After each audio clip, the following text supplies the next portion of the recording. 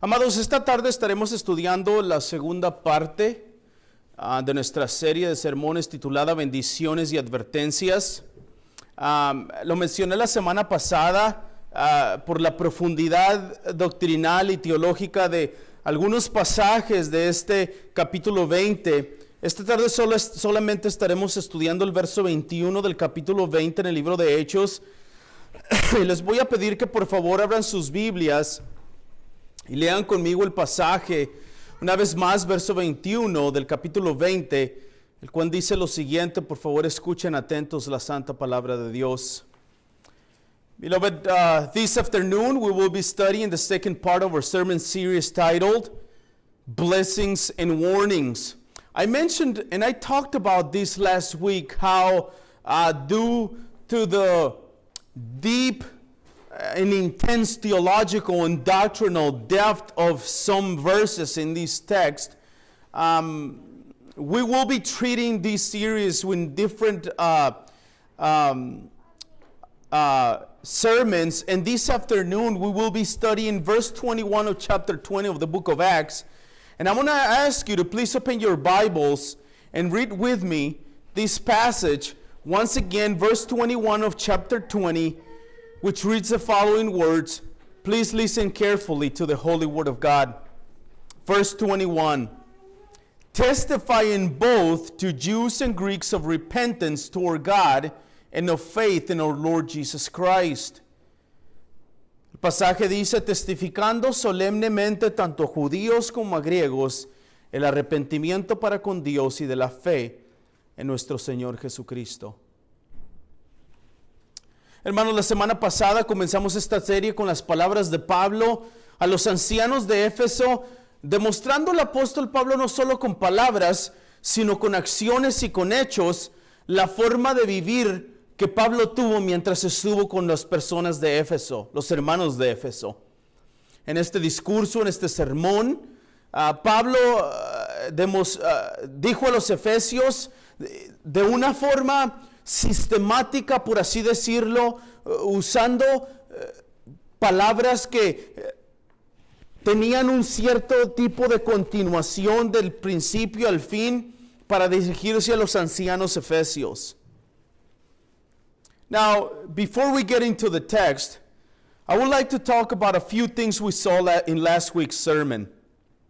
Last week we began this series with Paul's speech to the elders of Ephesus, demonstrating not only with words but with actions the way of living of Paul while he was in Ephesus.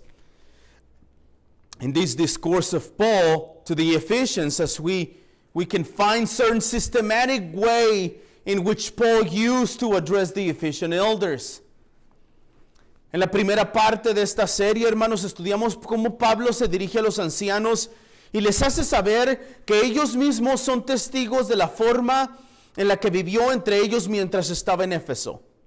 Ahí mismo, también en el verso 19, les recordó de su trabajo en el reino de Dios con toda humildad y servicio en el Señor. Pero no solo eso, ahí mismo en el verso 19, les hace saber de las lágrimas e intrigas de los judíos en su contra. In the first part of this series, we studied how Paul addresses the elders and lets them know that they themselves are witnesses to the way he lived among them while he was in Ephesus. Paul, right there in verse 19, chapter 20, reminded the Ephesian elders of his working in the kingdom of God with all humility and in service of the Lord. But not only that, right there also in verse 19, he tells them about the tears and intrigues he had to suffer for them because of the Jews. Después de esto, en el verso 20, la semana pasada, Pablo hace una de las declaraciones más importantes y características de un verdadero siervo de Dios, de un verdadero y fiel predicador de la palabra de Dios. El apóstol Pablo les dice a los ancianos que él nunca rehuyó de declararles a ustedes, a los efesios en este caso, nada que fuera útil y de enseñarles públicamente y de casa en casa. Como recordamos por las palabras de la misma carta a los Efesios y en el libro de Apocalipsis que leímos la semana pasada, en el capítulo 2, Estas declaraciones del apóstol Pablo, estas enseñanzas del apóstol Pablo, tuvieron gran efecto en ellos, a tal grado que la iglesia de Éfeso era una iglesia altamente educada en la doctrina y teología bíblica. Now, after this, in verse 20, Paul makes one of the most important statements and characteristics of a true servant of God, a true faithful preacher, shepherd of the Word of God. The Apostle Paul tells the elders of Ephesus that he never shrank from declaring to them anything that was profitable and teaching them in public and from house to house. Also, as we remember from the words we read of the letter to the Ephesians in Revelation chapter 2, these statements or these teachings, these declarations had a great effect on the Ephesians to such an extent that the Ephesian church was a highly educated church in biblical doctrine and theology. Pero amados, necesito que recordemos no solo hoy, sino en el resto de toda esta serie, que el tema que estamos estudiando especialmente es una despedida. El apóstol Pablo se está despidiendo de los ancianos de la iglesia de Éfeso. Pero, aunque es una despedida, este discurso de Pablo a los ancianos de Efesios no deja de ser suma importancia para que nosotros podamos ver y entender cuáles son las características de un anciano o un pastor. Este discurso es importante para que nosotros como iglesia podamos saber cómo debe comportarse un anciano, cómo debe ser un pastor. Y cuáles son algunas de las responsabilidades de un pastor quien cuida de la grey de Dios. But beloved, I need us to remember not only today, but throughout the rest of this series that the topic we are studying is essentially a farewell, a goodbye from Paul to the elders of Ephesus. But although this is a farewell or a goodbye, as we say, this sermon or this speech of Paul to the elders of Ephesus is still of the most importance, so that we can understand and learn what are the characteristics of an elder or a pastor. This discourse is important so that we can know how an elder should behave and what are some of the responsibilities of a pastor who cares for the flock of God. Y hermanos, esta tarde en el verso 21 del capítulo 20 de Hechos, quiero que seamos testigos de un solo punto importante en la continuación del discurso de Pablo a los ancianos de Éfesos. La semana pasada vimos el sufrimiento del pastor, el servicio del pastor, y hoy vemos el mensaje del pastor. Este punto principal que estaremos estudiando esta tarde una vez más es el mensaje de un pastor. Pero aunque estamos continuando con las características de un verdadero pastor y el día de hoy estaremos estudiando un solo verso, esto no significa que este verso no esté lleno de doctrina y teología profunda. Es por esta razón, hermanos, que esta tarde solamente estaremos estudiando un solo verso. Now here this afternoon, here in chapter 20, verse 21 of the book of Acts, I want us to be witnesses of one single important point in the continuation of Paul's address to the Ephesian elders. As we remember last week, we talked about the service of the pastor, the sufferings of a pastor, and the main point of this afternoon sermon is the message of a pastor. I'm going to say it again, the message of a pastor.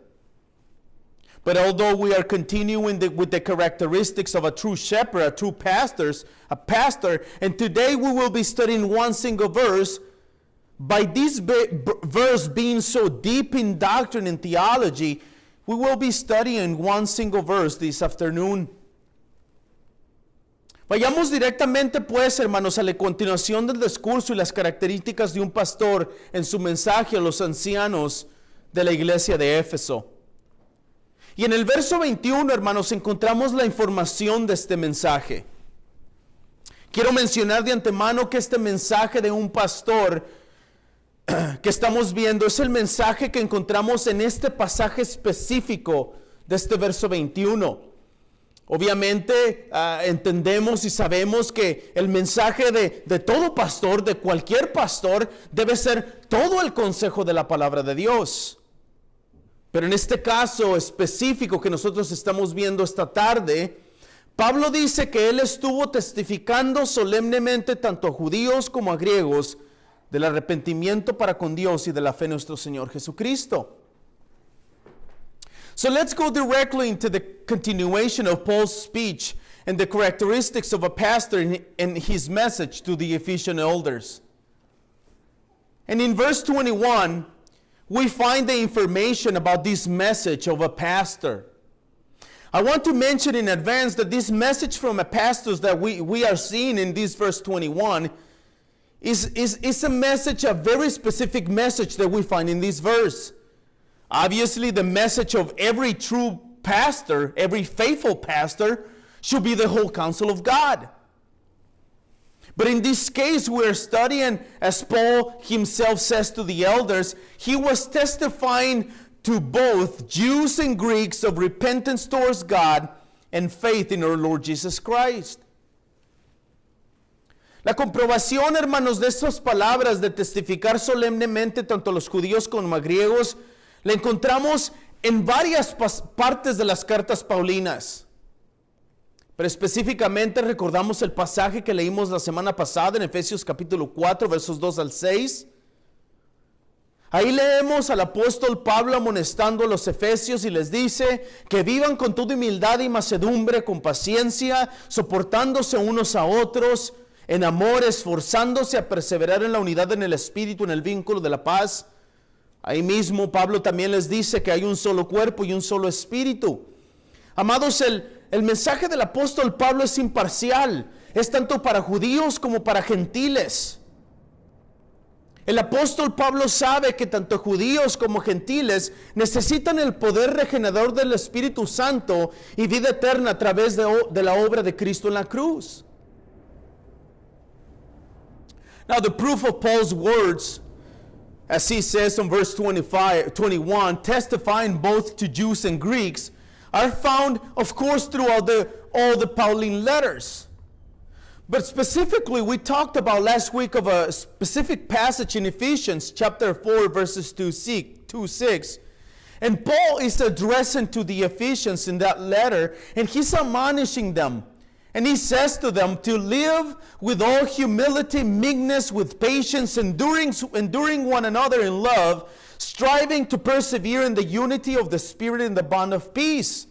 The Apostle Paul continues and says to them, there is only one body and one Spirit. Beloved, the Apostle's message is an impartial message.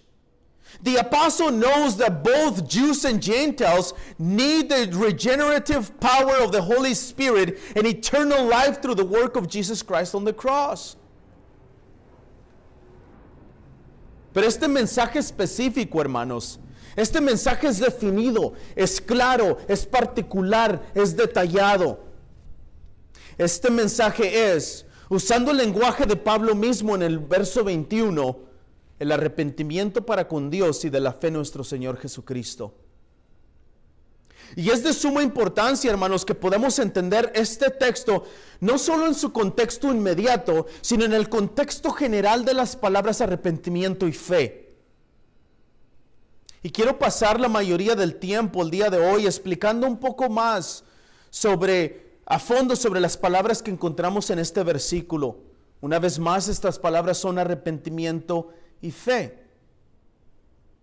Y quiero que notemos, hermanos, primeramente que estas palabras no están desoladas. Estas palabras no están solas. Now, this message of Paul is a very specific message. This message is defined, is clear, is particular, is detailed. This message is, using Paul's own words, repentance toward God and faith in our Lord Jesus Christ. And it is very important that we must understand this text not only in its immediate context, but also in the general context of the words. And I want to spend most of the time explaining a little more in detail two words that we find in this verse 21. These words are repentance and faith. But I want us to clearly notice right away that these words, repentance and faith, in this verse 21, are not desolate, are not alone. Estas palabras, hermanos, no están solas flotando por ellas mismas. Más bien estas palabras son parte de todo un enunciado completo que puede o no cambiar el sentido general de estas palabras. Pongan atención al texto y espero que vean lo mismo que yo veo en el texto. La primera de ellas es la palabra arrepentimiento. Esta palabra tiene otras palabras que le dan un sentido más profundo a esa misma palabra. Las otras palabras que le dan sentido a la palabra arrepentimiento es para con Dios. Arrepentimiento para con Dios. Y es lo mismo con la palabra fe. La palabra fe, las palabras en nuestro Señor Jesucristo, aún el artículo antes de la palabra fe, que es dan un sentido más profundo a esta palabra de fe. Es entonces que en estos dos específicos casos, las palabras que complementan los enunciados hacen que estas palabras, arrepentimiento y fe, sean más profundas en su definición. These words are part of a complete statement. They're not just floating by themselves in the text. These words are part of a complete sentence that may or may not change the general meaning of these words. Pay close attention to the text, and I hope that you see what I see. The first one is the word repentance. This word has other words that give a deeper meaning to it. The other words in the text are toward God. Repentance toward God. And so it is the same with the word faith. Faith has the other words in our Lord Jesus Christ. And in fact, in the original text, there's an article in the word faith, which is the faith in our Lord Jesus Christ. In both cases, in both of these words, the other words complementing, putting together the words, make these words, repentance and faith, more heavy and deeply in the meaning to them. Hermanos, creo que todos los que estamos aquí tenemos una idea general de la definición de las palabras arrepentimiento y fe.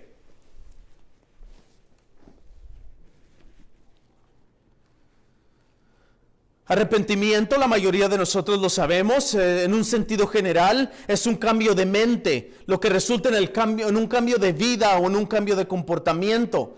Pero como mencioné anteriormente, esta palabra aquí en el verso 21 va más allá de esta definición simplificada.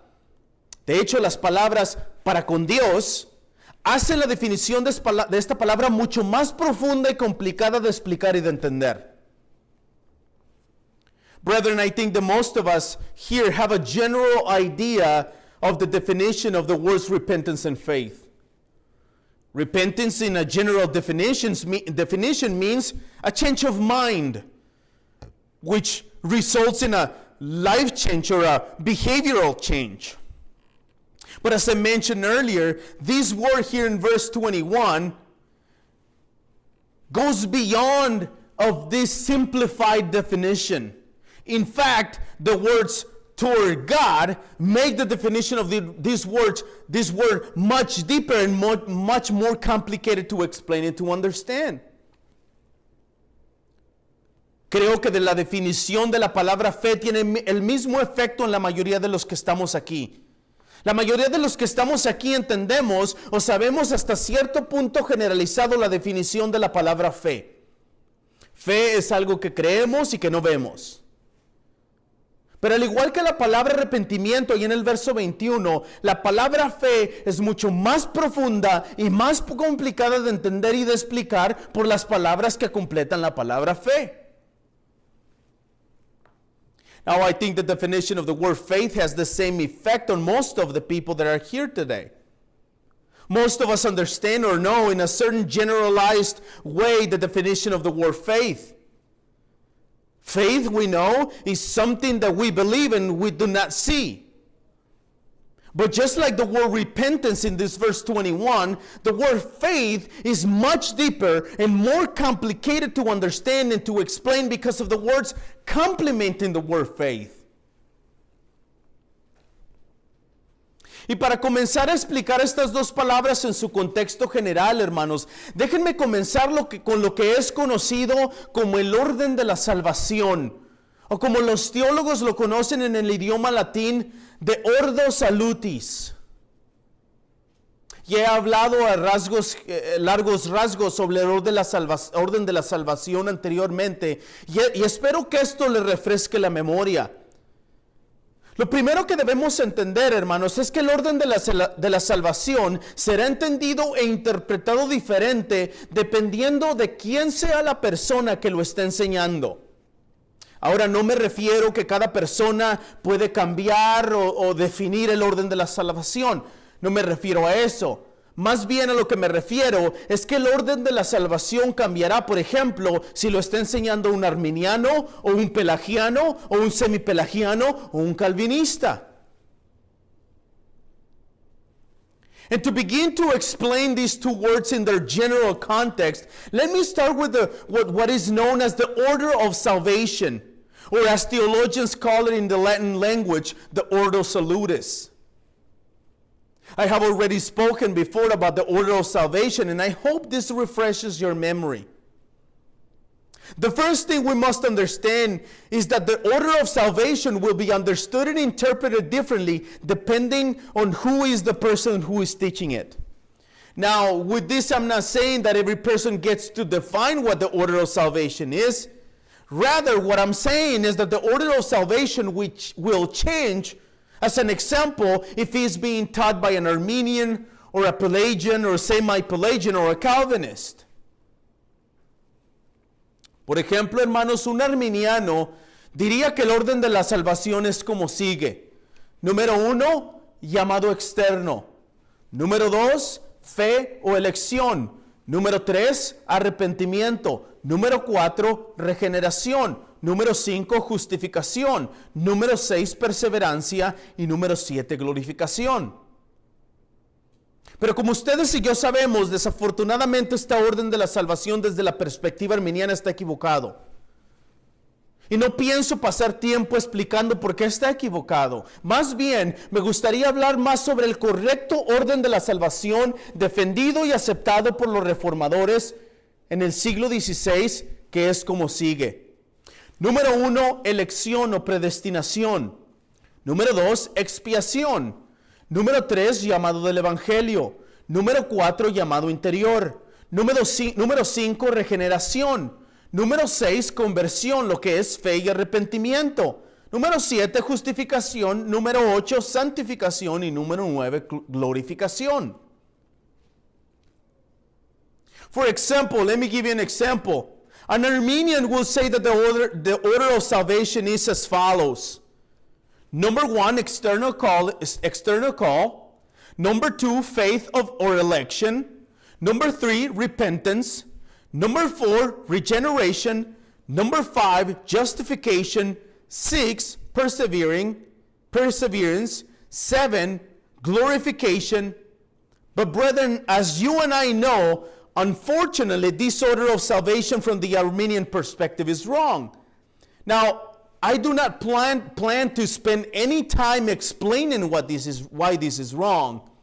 Rather, I would like to talk more about the correct order of salvation supported and accepted by the reformers of the 16th century, which is as follows. Number 1, election or predestination. Number 2, atonement.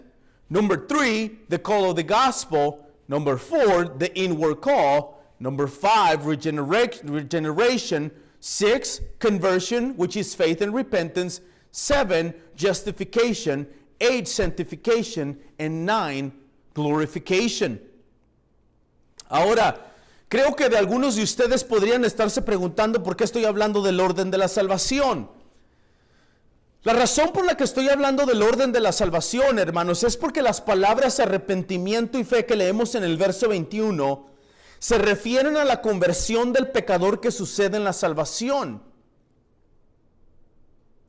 Un ejemplo, la palabra arrepentimiento puede referirse a alguien que ya conoce a Cristo y ha caído en un pecado y se arrepiente de ese pecado. Eso no es lo que habla Pablo aquí. Es de suma importancia que podamos entender el orden en que suceden las cosas en la salvación de un pecador. Un teólogo dijo una vez que no debemos separar los elementos de la salvación, pero podemos separarlos con el propósito de estudio. Eso es precisamente lo que me gustaría hacer el día de hoy. Now, I think that some of you might be asking, why are you talking about the order of salvation? Well, the reason why I'm talking about the order of salvation is because the words repentance and faith we find in verse 21 are a reference to the conversion of the sinner that happens in salvation. In other words, the word repentance will also apply to someone who is already a Christian and he has fallen into sin and repents of his sin. But that's not what the Apostle Paul is talking about here. So it is of the utmost importance then that we understand the order in which things happen in the salvation of a sinner. A theologian once said that we should not separate the elements of salvation. But he also said we can separate them for the purpose of study. This is precisely what I would like to do today. Regresando al orden de la salvación en la tradición reformada, hermanos, los puntos 5, que es regeneración, y 6, que es arrepentimiento y fe, están seguidos el uno del otro. Esto es porque sin la regeneración, una persona no puede tener ni fe ni arrepentimiento. Los reformadores, hermanos, insistieron mucho en el orden de los elementos de la salvación. Juan Calvino, por ejemplo, insistió en que para poder entender correctamente la regeneración era necesario entender que el hombre es justificado por fe solamente. Esto significa, decía Calvino, que la justificación del hombre no es una mezcla de fe y arrepentimiento humano, dice Calvino. Más bien, Calvino explicó, la salvación del pecador, la justificación del pecador es por la fe en la persona de Cristo solamente. Pero este perdón y esta vida de santidad, o lo que es arrepentimiento, no estaba separada de la imputación de la justicia de Cristo en el pecador. En otras palabras, Calvino decía, Cristo regenera al pecador, pero el resultado de esa regeneración es una vida que sigue a Cristo. Now, returning to the order of salvation in the Reformed tradition, points 5, which is regeneration, and 6, which is repentance and faith, are followed by each other. And I don't think that is just because of numbers. I think it's deeper than that. I think that this is because without regeneration, a person cannot have faith nor repentance. The Reformers insisted in a lot on the order of the elements of salvation. As an example, John Calvin insisted that in order to correctly understand regeneration, it was necessary to understand that a man is justified by faith alone. This means, Calvin said, that the justification of a man is not a mixture of faith and human repentance. That is not justification. Rather, Calvin explained, the salvation of the sinner, the justification of the sinner is by faith in the person of Jesus Christ alone. But he also said, this forgiveness, this life of holiness or repentance was not separate from the imputation of righteousness of Christ in the sinner. Esa es la perspectiva, hermanos, del orden de la salvación. Veámoslo de otra perspectiva.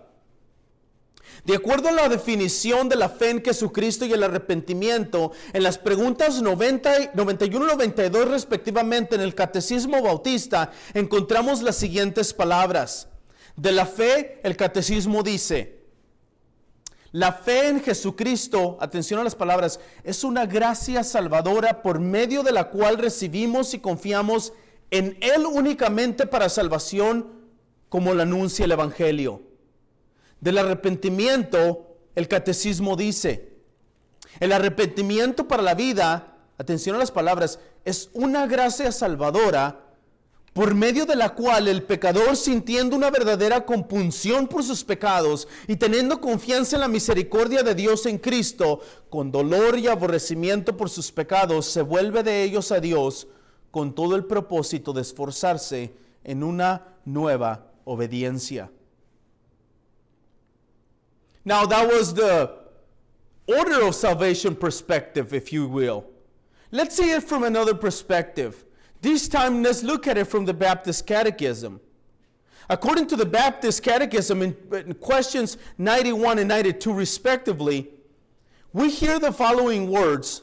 Of faith, in question 91 we read, faith in Jesus Christ, pay attention to these words. It is a saving grace whereby we receive and rest upon Him alone as He is offered to us in the gospel. Of repentance, the Catechism says, repentance of the life, attention to the word, is a saving grace, whereby, the Catechism says, a sinner, out of the true sense of sin and apprehension of the mercy of God in Christ, doth with grief and hatred of his sin turn from into God with full purpose of an endeavor after new obedience.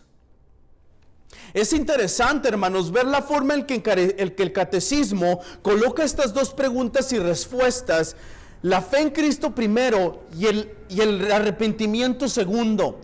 Es como si de alguna forma estuviéramos leyendo que una no puede existir sin la otra, o que el arrepentimiento no puede suceder sin la fe en Cristo Jesús. ¿Recuerdan el orden de la salvación en la tradición arminiana? Primero es arrepentimiento, después de regeneración.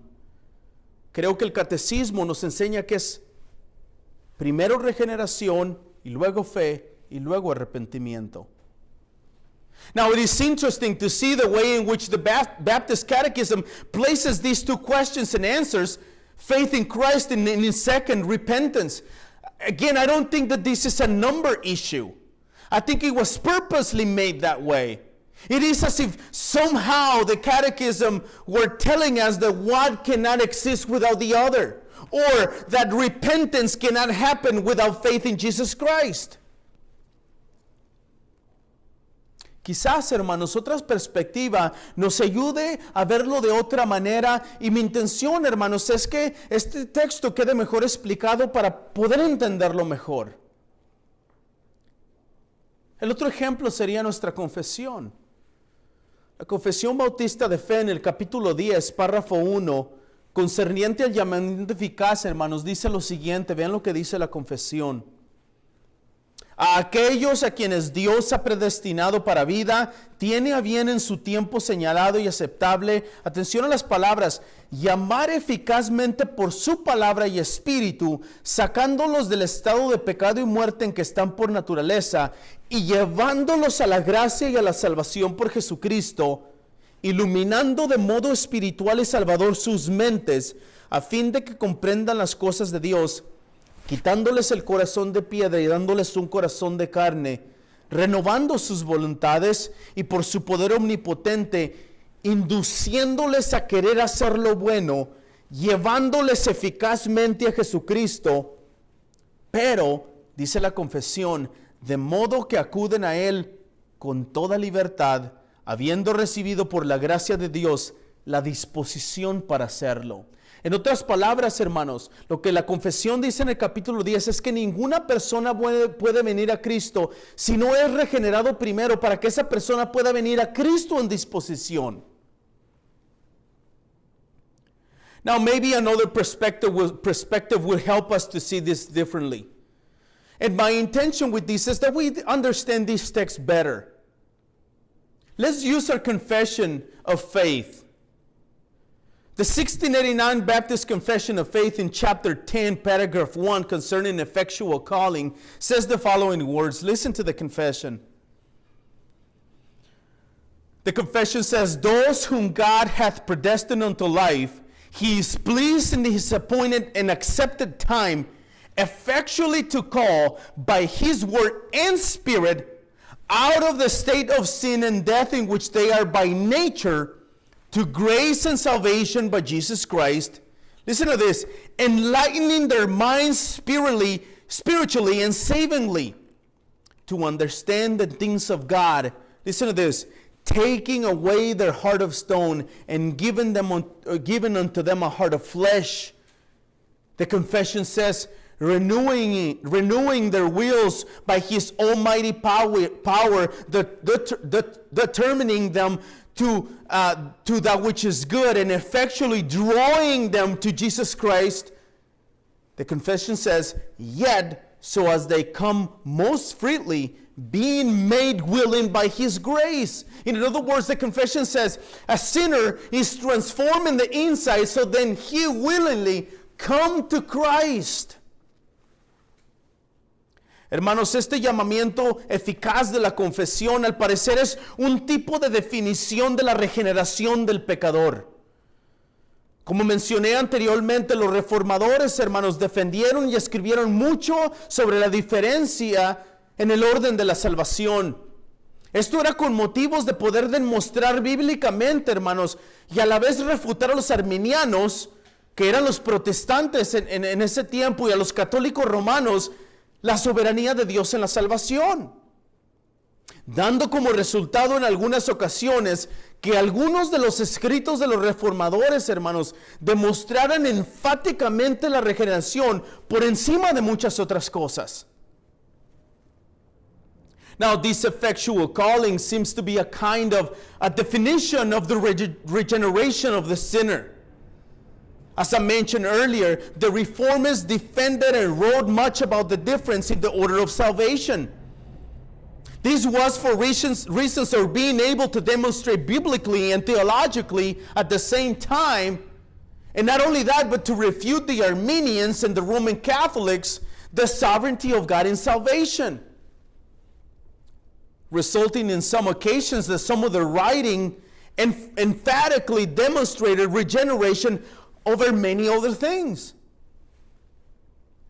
Pero luego, hermanos, en el capítulo 14 de la Confesión Bautista de 1689, concerniente a la fe salvadora, en la primera parte del párrafo 1 leemos las siguientes palabras. Ven lo que dice la confesión. La gracia de la fe, por la cual los escogidos reciben capacidad para creer la salvación de sus almas, es la obra del Espíritu de Cristo en sus corazones y ordinariamente se realiza, atención, por el ministerio de la palabra. Cuando leemos el capítulo 10 de la confesión, hermanos, y cuando leemos el capítulo 14 juntos, entonces llegaríamos a la conclusión de que Dios regenera a los pecadores por la obra y poder del Espíritu Santo en el capítulo 10. Luego, el mismo Dios que los regeneró les da la capacidad para que puedan creer en Cristo, recibir a Cristo en fe, por la gracia de la fe, como lo dice el capítulo 14. Now in chapter 14 of the 1689 Baptist Confession of Faith, concerning saving faith, in the first paragraph, in the first part of paragraph 1, we read the following words. Listen to the confession. The confession says, the grace of faith whereby the elect are enabled to believe. I'm going to read that again because I think that is very important. The grace of faith whereby the elect are enabled to believe to the saving of their souls is the work of the Spirit of Christ in their hearts and is ordinarily wrought by the ministry of the Word. So now when we read chapter 10 of the confession and chapter 14 together, we seem to come to the conclusion that God regenerates the sinner by the work and power of the Holy Spirit in chapter 10. Then that same God who regenerated the sinners gives them the ability the ability to come and believe in Jesus Christ in faith by the grace of faith, as we read in chapter 14. Pero sigue existiendo, hermanos, una parte crucial, porque la confesión habla de la fe, pero falta el arrepentimiento. Y la misma confesión bautista nos habla del arrepentimiento en el capítulo 15, párrafo 3. Vean lo que la confesión dice del arrepentimiento. Este arrepentimiento para la salvación es una gracia evangélica por la cual una persona a quien el Espíritu hace consciente de las múltiples maldades de su pecado mediante la fe en Cristo, se humilla por él con una tristeza según Dios. Voy a leer esa parte porque es crucial para que entendamos lo que estoy hablando, hermanos.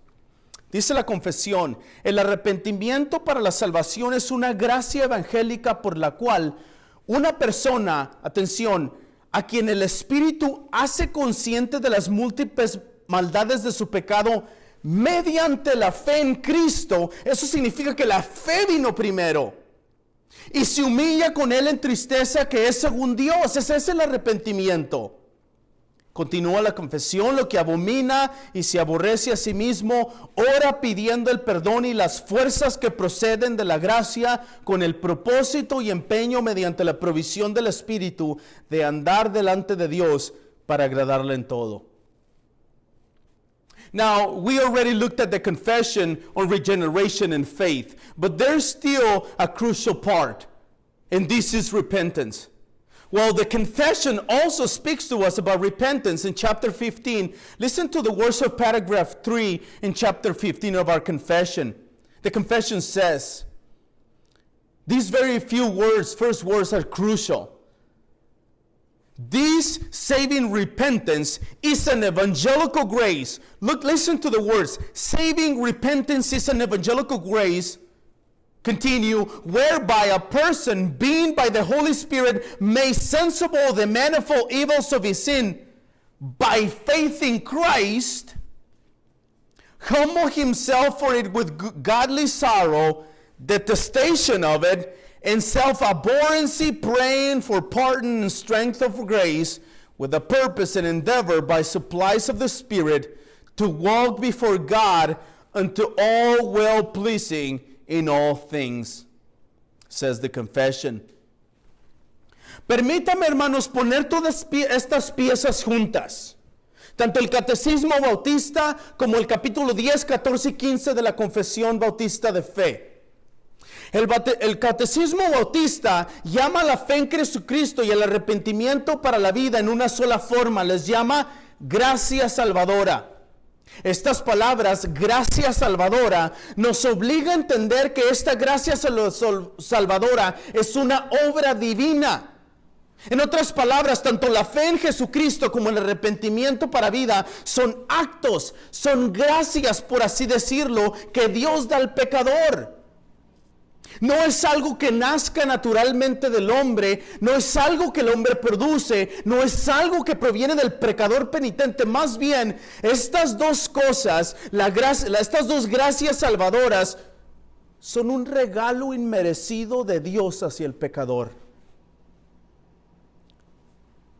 Now, allow me to put all these pieces together. Both the Baptist Catechism in chapters 10, 14, and 15 of the 1689 Baptist Confession of Faith. The Baptist Catechism calls the faith in Jesus Christ and repentance unto life, both of them, a saving grace. These words, a saving grace, forces us to understand that this saving grace is a divine work. In other words, both faith in Jesus Christ and repentance unto life are acts. They are graces, so to speak, that God gives to the sinner. It is not something that is born naturally of the sinner, or something that the sinner produces, or something that comes from the penitent sinner. Rather, these two, repentance and faith, are saving graces, unmerited gifts of God towards the sinner. Luego, hermanos, lo que la confesión nos enseña en el capítulo 10 y este capítulo 14 juntos, entonces llegaríamos a la conclusión de que Dios regenera a los pecadores por la obra del Espíritu Santo en el capítulo 10. Luego, el mismo Dios que los regeneró les da capacidad para recibir a Cristo por fe. Este es el capítulo 14. Luego, en el capítulo 15, leemos del arrepentimiento como una gracia evangélica. Estas palabras, hermanos, en la confesión, gracia evangélica, demuestran claramente una vez más, y tal como lo hizo el catecismo bautista, el arrepentimiento es una gracia que Dios da al pecador en la predicación del evangelio. So then we come to the confession and what the confession teaches us.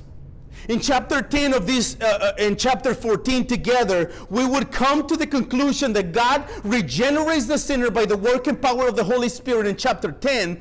Then the same God that regenerates the sinners gives them the ability to believe in Christ by faith. This is chapter 14. Then in chapter 15, we read that repentance as an evangelical grace. These words, evangelical grace, clearly demonstrate once again, just as it did in the Baptist Catechism, that repentance is something, repentance is a grace that God gives to the sinner in the preaching of the gospel. Una gracia evangélica, hermanos, en el capítulo 15 de la confesión, entonces significa que Dios da al pecador la gracia del arrepentimiento, por así llamarlo, en el evangelio. En otras palabras, es en la predicación del evangelio de Jesucristo que todas estas cosas suceden. Un pecador es regenerado por el poder milagroso del Espíritu Santo. Dios le da la gracia de la fe para que pueda creer en Cristo solamente para la salvación, y no solo eso, también le da la gracia del arrepentimiento para vivir una vida que detesta el pecado y sigue obedientemente a Cristo. Now, this evangelical grace we read in chapter 15 then means that God gives the sinner the grace of repentance, so to speak, in the gospel. In other words, it is in the preaching of the gospel of Jesus Christ that all of these happen together. The sinner is regenerated by the miraculous power of the Holy Spirit. God gives him the grace of faith so that he can believe in Christ alone for salvation. And not only that, God also gives him the grace of repentance to live a life that hates sin and obediently follows the Lord Jesus Christ. Ahora, hermanos, debo mencionar que existen algunos intérpretes quienes enseñan que este versículo del capítulo 20 muestra claramente que el arrepentimiento procede o antepone o es primero que la fe. Ellos argumentan que este pasaje claramente muestra, al ver la palabra arrepentimiento escrita primero antes de la palabra fe, que esa es su razón para decir que arrepentimiento es primero que la fe.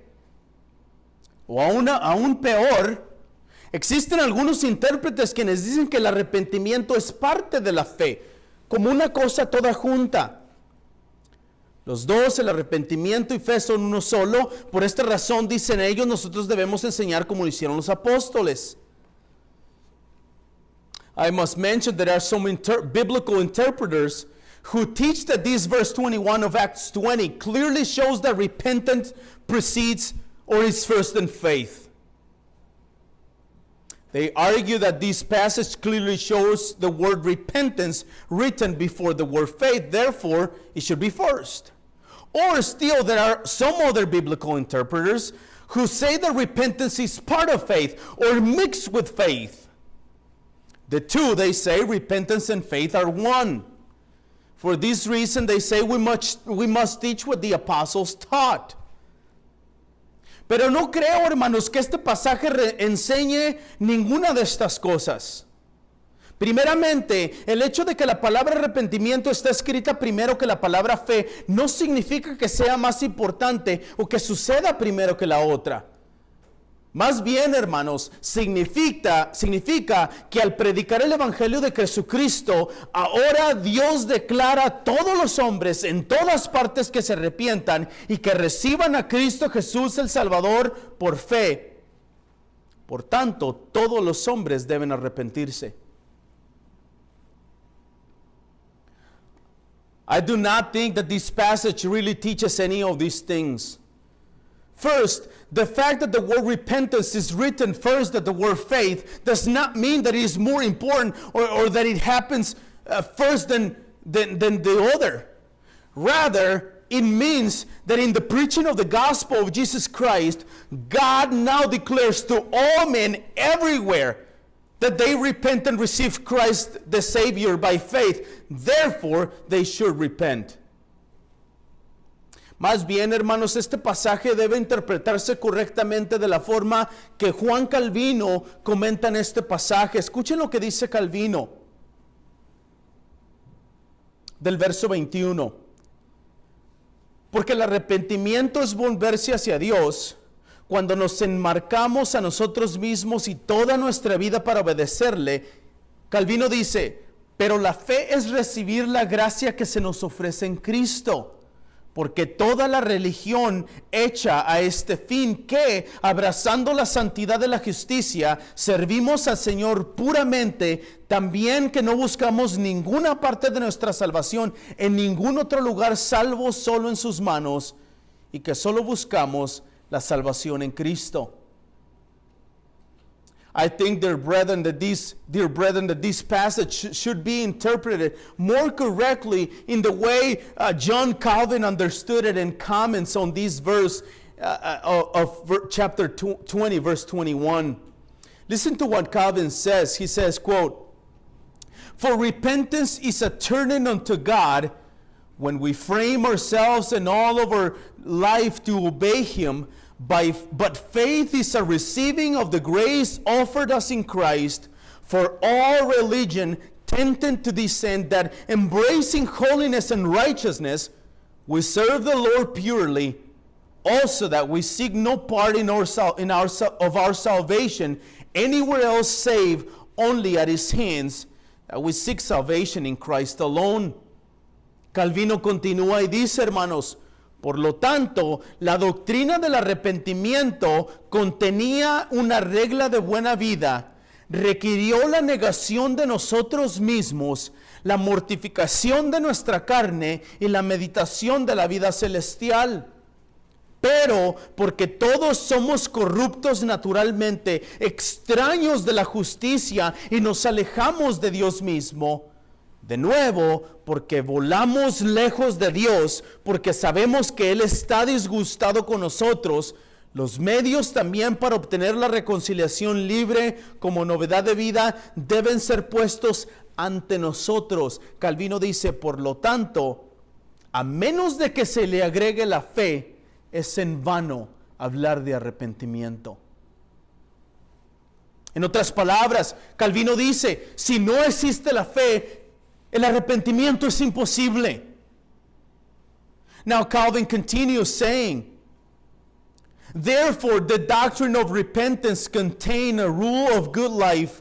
It requires the denial of ourselves, the mortifying of our flesh, and meditating upon the heavenly life. But because we be all naturally corrupt, strangers from righteousness, and turn away from God Himself, again, because we fly from God, because we know that He is displeased with us, the means as well as to obtain free reconciliation as renewedness of life must be set before us. And then he closes with this. Therefore, unless faith be added, it is in vain to speak of repentance. In other words, Calvin is saying, if there's no faith, there's no repentance.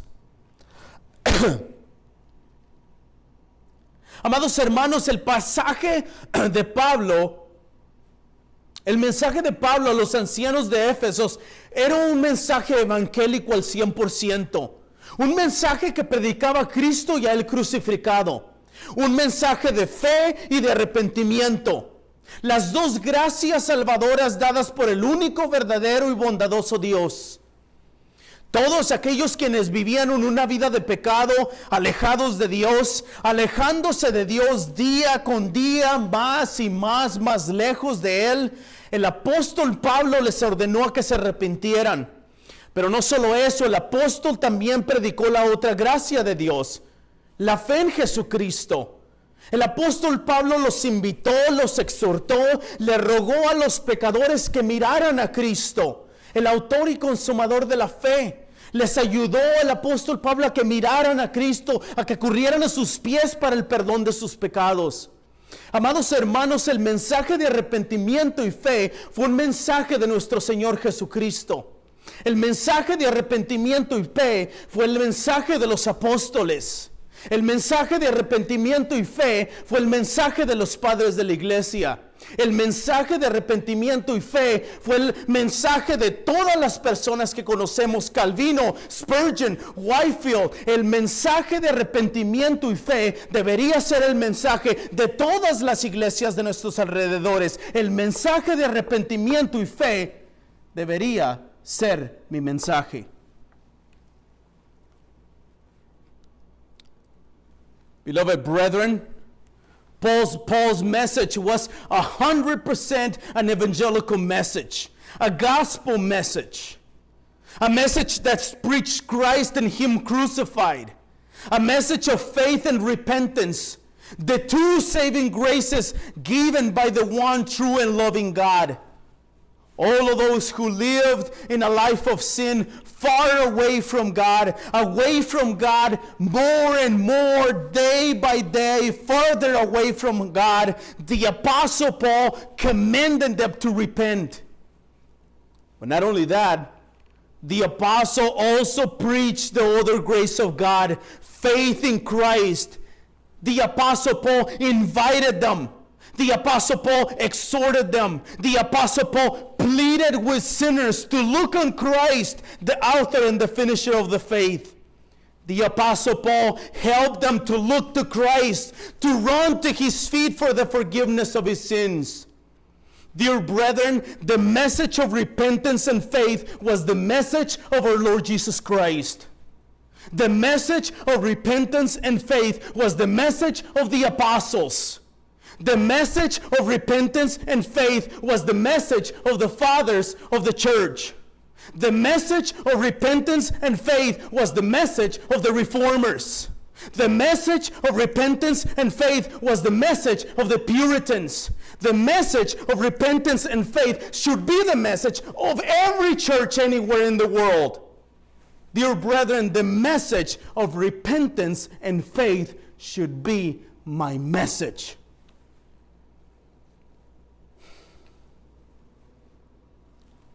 Amados, el ejemplo de vida del apóstol Pablo lo encontramos resumido en los versos 18 al 21 del capítulo 20 de Hechos.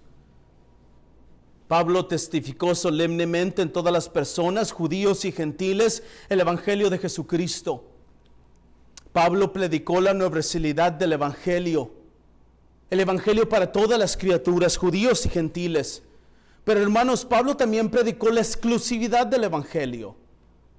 Esta exclusividad es solo a través de la persona de Cristo.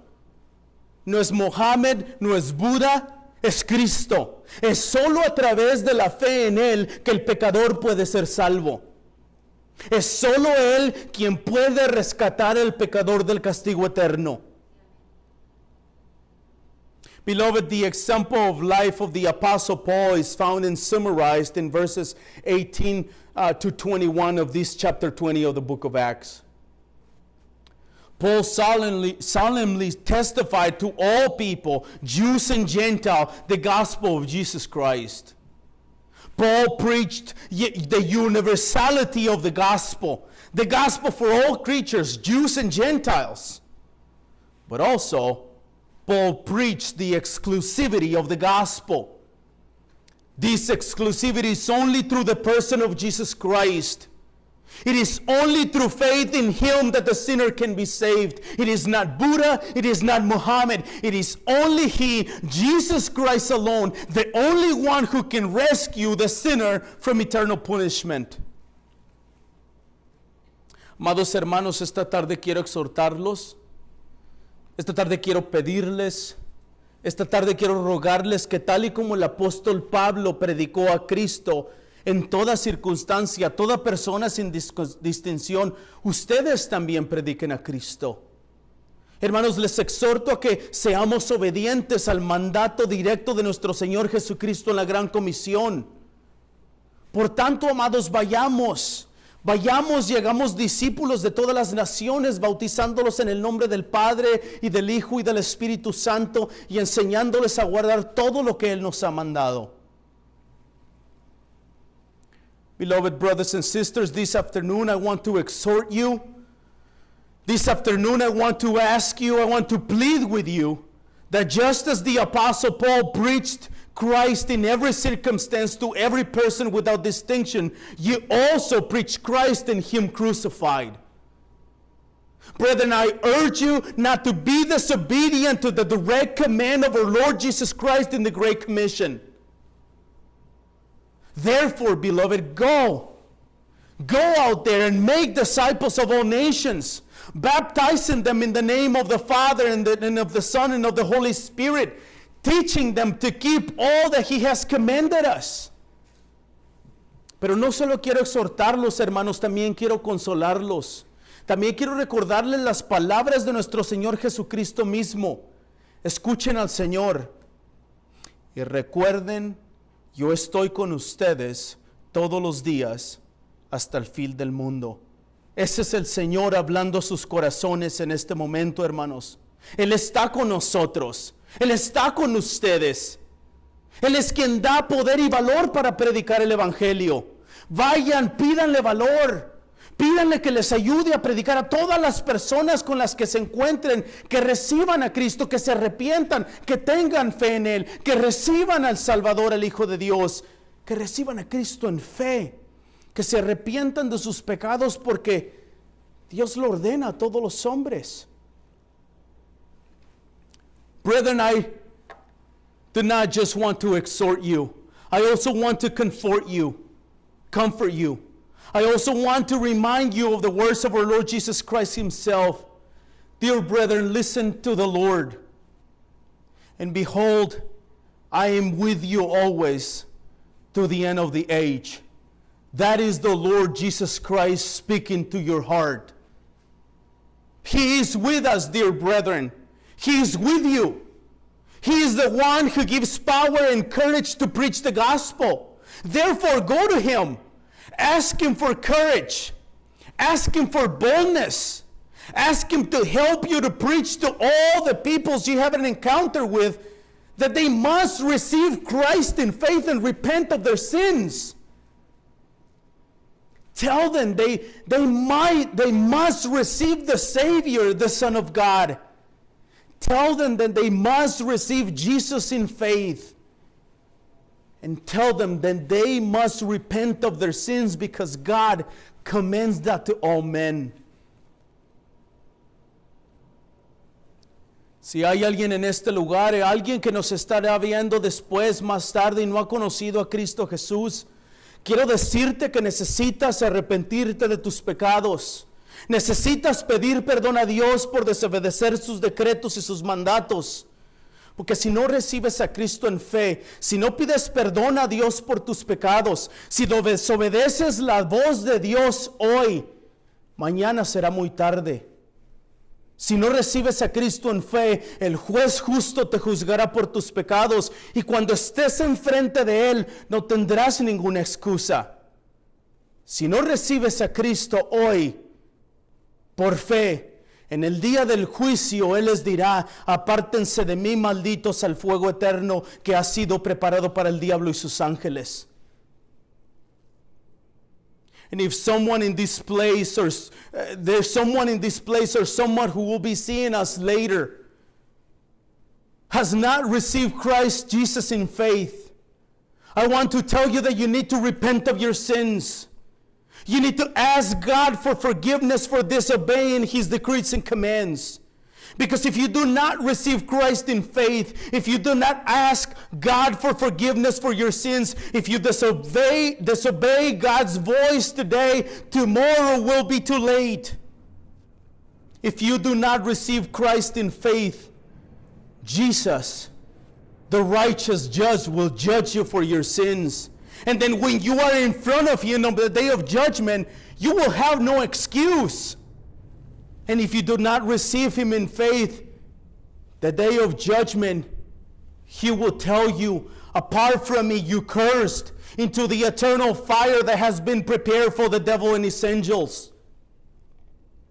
Pero déjame también decirte las buenas noticias del Mesías Jesucristo, el encarnado Hijo de Dios, anunciado por los profetas, nacido de una virgen, aquel que anduvo entre nosotros y fue en su completa divinidad y vivió una vida sin pecado.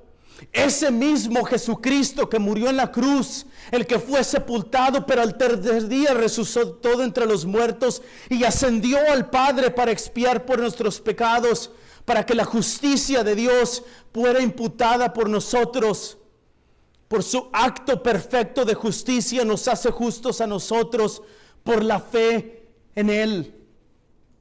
Y Él regresará en un día futuro cercano para establecer su reino con poder y gloria. Fue Él quien pagó la deuda por el pecado. Él es el único que te puede dar vida eterna. Corre a Él. Mira a Cristo, corre a sus pies, no esperes más. Pide perdón por tus pecados. Él y solo Él, a través de su sacrificio en la cruz, es el único que te puede dar salvación de tu alma. Si pides perdón y te arrepientes de tus pecados y lo miras a Él en fe para la salvación de tu alma. Amén.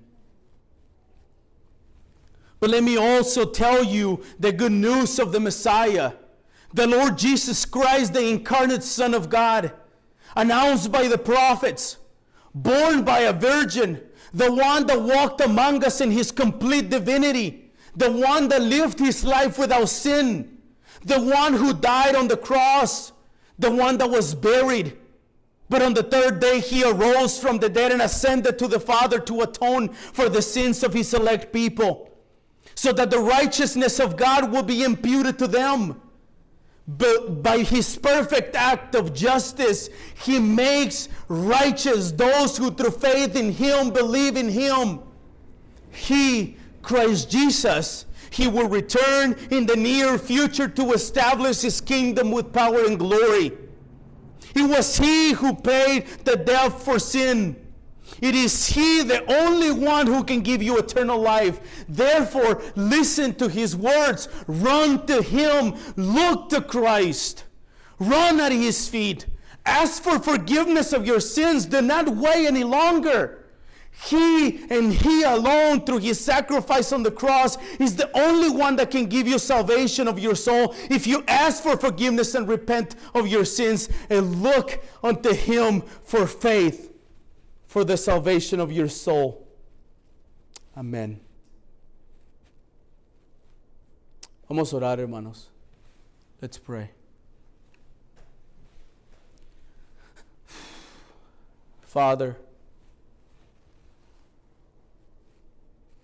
sometimes we wish we have the power to regenerate hearts, but we don't. Only your Holy Spirit can regenerate a heart so they can pay attention to the words of the gospel. I pray, Lord, that you would regenerate hearts so they can receive the gospel.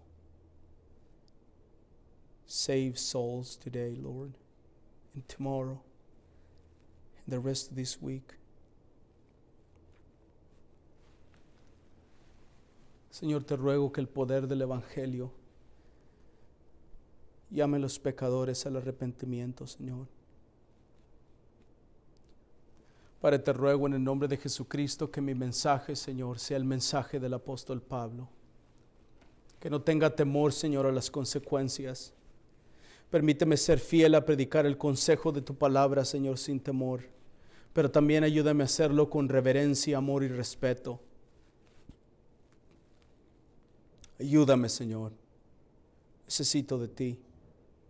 Señor, te ruego en el nombre de Jesucristo que también ayudes a tu iglesia, que les des valor, sabiduría y coraje para predicar el Evangelio.